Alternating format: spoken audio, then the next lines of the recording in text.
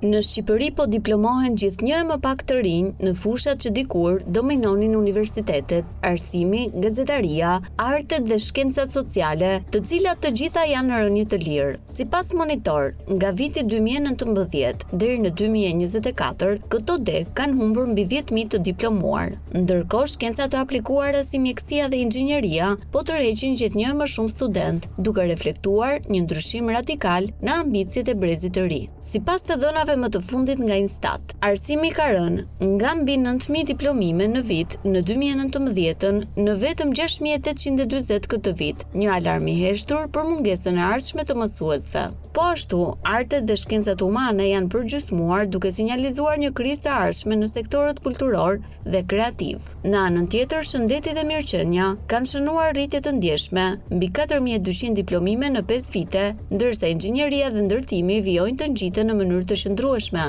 duke reflektuar orientimin drejt profesioneve më të sigurta dhe të paguara mirë. Ekspertët argumentojnë se tendenca sugjeron një realitet të ri universitar në Shqipëri, ku studentët po lënë pas pasionin për të ndjekur pragmatizmin, një reflektim i drejt për drejt i sfidave ekonomike dhe emigrimit. Ekspertët thonë se kur mësuesit e rinj mungojnë, kur gazetaria nuk është më një ëndër dhe kur arti mbetet pa student, pasojat nuk do të ndihen vetëm në statistikat e vitit tjetër, por në cilësinë e shoqërisë që po ndërtojmë.